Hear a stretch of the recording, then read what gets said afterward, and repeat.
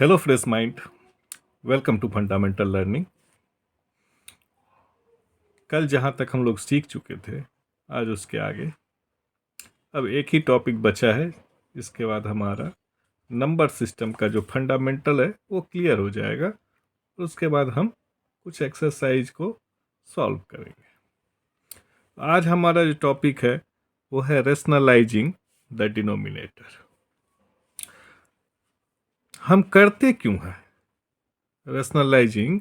करते क्यों? रेशनलाइजिंग करने का हमारा एक ही मकसद होता है, एक ही उद्देश्य होता है कि हम उसको सिंपल बनाते हैं। किस चीज़ में? अपने कंप्यूटेशन में, अपने कैलकुलेशन के लिए हम उसको सिंपल बनाने के लिए रेशनलाइजिंग करते हैं। इसका पर्पस है it is done to make calculation easy, nothing else. यही है हमारा रेशनलाइजेशन का मेन उद्देश्य। हाउ इट इज डन, हम कैसे करेंगे? तो for rationalising purpose we take help of some identities. Identities हम लोग पढ़े होंगे, जिसको फॉर्मूला भी बोल सकते हैं। जैसे कि a plus B into A minus B equal to क्या हो जाता है? A square minus B square. Same way में ए प्लस बी का whole square, A minus B का होल स्क्वायर etc। ये जो आइडेंटिटीज हैं ये हमारे लिए इस रेशनलाइजिंग में बहुत ही उपयोगी होंगे। तो अब हम कैसे करेंगे कंप्यूट? सपोज दैट हमारे पास एक नंबर है 1/√7। तो अब √7 से यदि हम 1 में डिवाइड करेंगे तो ये हमारे लिए क्या हो जाएगा? थोड़ा सा इजी नहीं रहेगा। या तो हम √7 का डेसिमल फॉर्मेशन में निकालें फिर हम डिवाइड करेंगे। इससे बढ़िया हम इसको क्या करते हैं? Rationalising of denominator. तो रेशनलाइजिंग करने के लिए हम क्या करेंगे? जितना भी नीचे नंबर है, यदि सिंगल टर्म वाला है तो अभी हम आपको सिंगल टर्म वाला बता रहे हैं। तो सिंगल टर्म में √7 है नीचे, तो हम ऊपर और नीचे दोनों जगह √7 से मल्टीप्लाई कर देंगे। इससे क्या होगा? हमारा कोई चेंज नहीं होगा, लेकिन हमारा पर्पस सॉल्व हो जाए। तो 1/√7 मल्टीप्लाइड बाय √7 इंटू बाय √7। अब हम इसको काट देंगे तो 1 से यदि मल्टीप्लाई करें सेम ही रहेगा। तो हमने इसको कर दिया। इसके बराबर क्या हो जाएगा? अब हम इसको ऐसे लिख सकते हैं √7 बाय √7 इंटू √7। इसको हम ऐसे लिख सकते हैं √7 बाय 7, क्योंकि √7 इंटू √7 दैट विल बी 7। ठीक, ये हो गया सिंगल टर्म का। यदि हमारे पास दो टर्म का है, मान लेते हैं हमें कोई एक मिल गया प्रॉब्लम 1/√5 प्लस √2। यदि हमें ऐसा मिल गया तो अब हमारे पास यहाँ दो टर्म है। अब हम इसमें कौन सा आइडेंटिटी यूज करेंगे? अब यहाँ यदि ये a प्लस बी है और यदि हम इसको a माइनस बी से मल्टीप्लाई कर देंगे तो हमारा क्या हो जाएगा? यही a square minus B square वाला। तो इससे क्या होगा? यदि हम दोनों को स्क्वायर कर देंगे तो दोनों का रूट कैंसल हो जाएगा। इसीलिए हम उसको उस आइडेंटिटी से मल्टीप्लाई करेंगे। तो 1/, जैसे ही दो टर्म वाला मिले तो हम लोग इसके ऑपोजिट यानी प्लस के ऑपोजिट माइनस टर्म से इक्वल टू हम लिख सकते हैं 1/√5 plus √2 multiplied by √5 minus √2 by √5 minus √2। इससे यदि हम मल्टीप्लाई किए तो कोई चेंजेस नहीं आएगा। इक्वल टू क्या हो जाएगा? √5 minus √2 divided by √5 plus √2 multiplied by √5 minus √2। अब हम यहाँ देख लें, यदि हम √5 को a मान लें और √2 को b मान लें तो ये आ गया a plus B into A minus b, यानी कि इस आइडेंटिटीज में इसके बराबर क्या होता है? a square minus B square. तो हम इसको ऐसे लिख सकते हैं equal to √5 minus √2 by √5 square minus √2 square बराबर क्या हो गया, √5 माइनस √2 डिवाइडेड बाय √5 का square that will be 5, same way में √2 का square that will be 2 equal to √5 minus √2 by 5 minus 2 3। ये हो गया अपना इसका सॉल्यूशन। ये हो गया सिंगल टर्म के लिए, ये हो गया डबल टर्म के लिए। अब यदि हमें कोई ट्रिपल टर्म के लिए, तो हमने फर्स्ट एक टर्म का और दो टर्म का, अब यदि हमें कोई 3 टर्म का दे दे, मान लेते हैं कि हमें कोई दे दिया 1/√2 प्लस √3 प्लस √5, तो हम इसका रेशनलाइजेशन कैसे करेंगे? रेशनलाइजेशन करने के लिए भी हम लोग बात कर रहे थे ना, हमें आइडेंटिटीज का भी यूज करना है। तो हम आइडेंटिटीज का यूज करेंगे, तो इसके लिए क्या करेंगे, इसको हम लोग पहले दो भाग में कन्वर्ट कर लेंगे। √2 प्लस √3 को a मान लेंगे और √5 को b मान लेंगे। ठीक, तो हम अब इसको यदि a मान लिए तो ऐसे हम लिख सकते हैं इसको, इक्वल टू हम इसको ऐसे भी लिख सकते हैं 1/√2 प्लस √3 प्लस √5। कोई दिक्कत नहीं।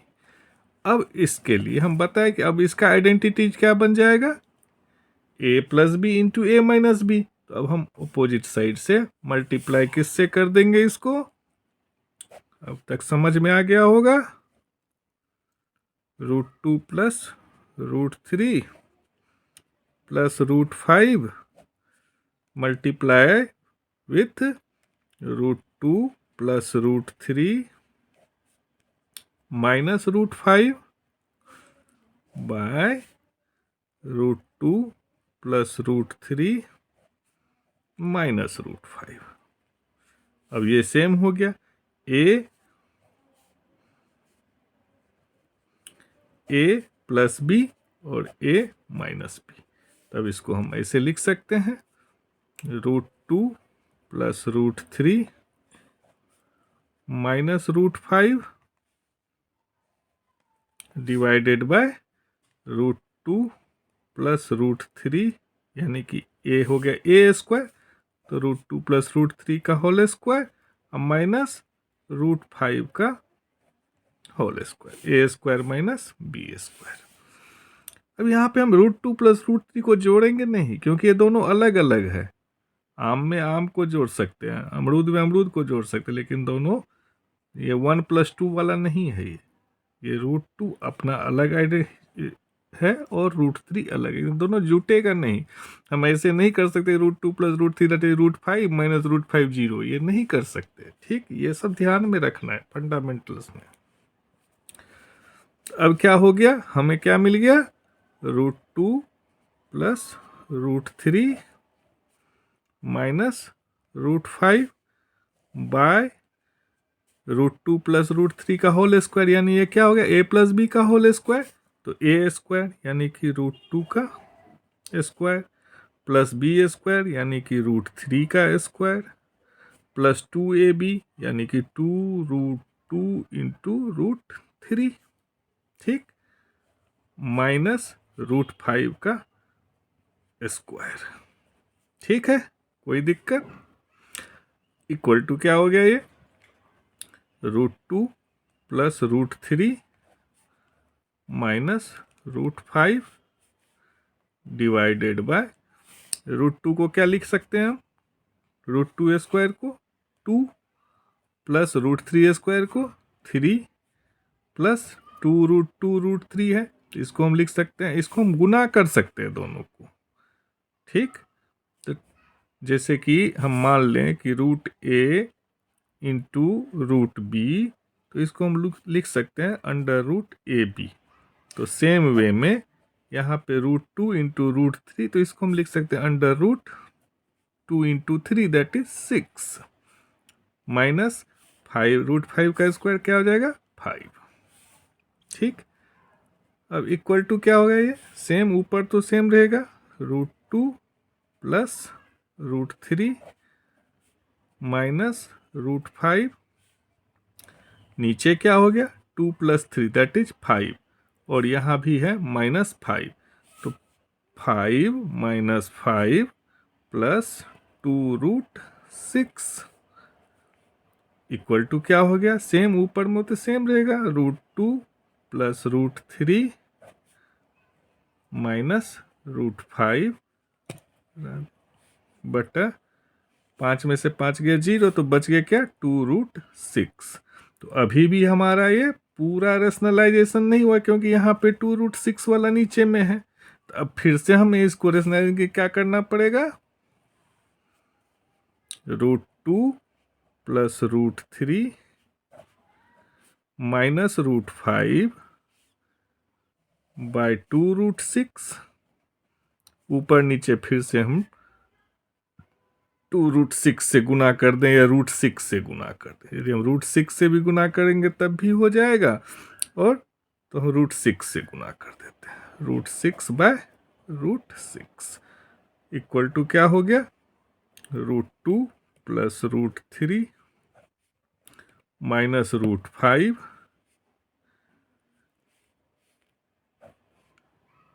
इंटू √6 बाय 2 इंटू √6 इंटू √6 क्या हो जाएगा 6 बराबर √2 + √3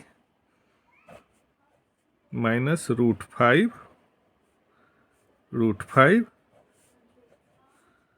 इंटू √6 बाय 12। और यदि इसको हमें सिंप्लीफाई करना है तो हम कैसे लिख सकते हैं, सिंपल, क्या 5 से √6 को हम कर दिए गुना, तब भी हो जाएगा हमारा, ठीक, या नहीं तो ऐसे ही 6 से √12, 6 से इसको मल्टीप्लाई करो, 6 से इसको मल्टीप्लाई करो, और 6 से इसको मल्टीप्लाई करो, क्या हो गया √12 + √18 माइनस √30 बाय 12, ठीक। अब यदि और चाहते हैं सिंप्लीफाई करना तो क्या करेंगे, √12 को हम कैसे लिख सकते हैं, 4 × 3, √4 × 3 प्लस √18 को हम लिखना चाहेंगे तो कैसे लिख सकते हैं, 9 × 2, माइनस √30 को हम कैसे लिख सकते हैं, कुछ भी नहीं, इसमें से कोई हमारा नहीं है तो इसको हम ऐसे ही छोड़ देते हैं, बाय 12 बराबर क्या लिख सकते हैं, 4 बाहर आ जाएगा तो क्या होगा रूट से 2√3, 9 बाहर आ जाएगा तो क्या हो जाएगा 3√2 माइनस √30 बाय 12, ठीक। तो ये हमने देख लिया सिंगल टर्म का रेशनलाइजेशन, 2 टर्म का रेशनलाइजेशन और 3 टर्म का रेशनलाइजेशन, और इसमें हम कैसे आइडेंटिटीज को यूज करते हैं वो मेरे ख्याल से आप लोगों को समझ में आ गया होगा कि इसके पीछे क्या फंडामेंटल है। ये आगे चल के आपको बहुत ही हेल्पफुल होगा। Thank you.